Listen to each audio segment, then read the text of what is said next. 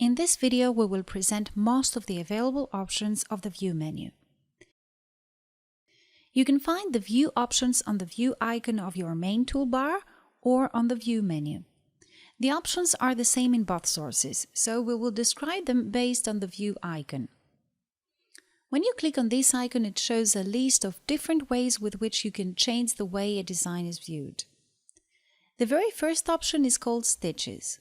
When this option is turned on, you can see the stitches of the design. And when it is turned off, you can only see the artwork of the design, that is, just the shapes and the colors. Using the G key, you can toggle this function between being enabled and disabled. The next option is the 3D preview. When enabled, you get a 3D realistic preview of your design.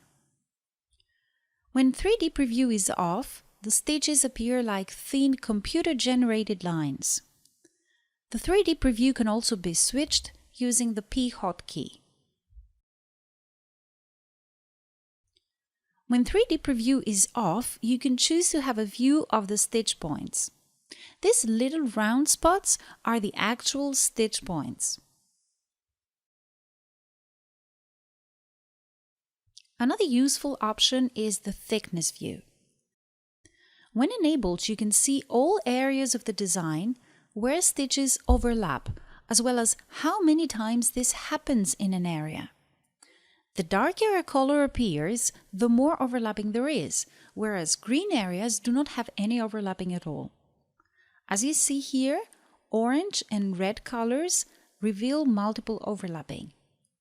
In brief, this is a view which helps you locate areas with multiple overlapping layers, which results in too heavy stitching.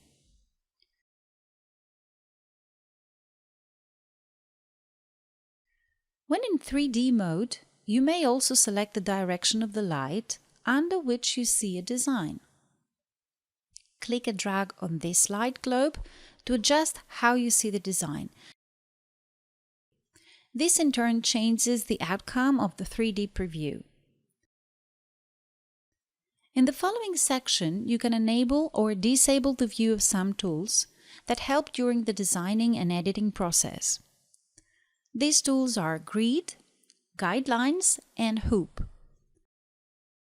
For example, you may choose to enable the view of Grid if this helps you during the designing or editing process, or you may prefer to have a clearer view of the design, so you just hide the grid.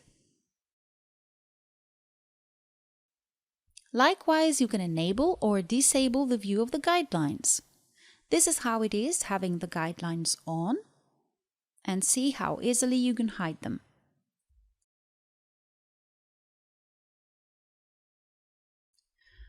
When grid or guidelines are turned on, you can also turn on or off the snapping of the cursor on them. When snap is turned on and you put your mouse while designing close to the guidelines or the grid lines, the point will snap on them. So if you need to make precise movements, you would probably turn snap on, and other times you may want this function turned off. Likewise, you choose when to enable or disable the view of the hoop.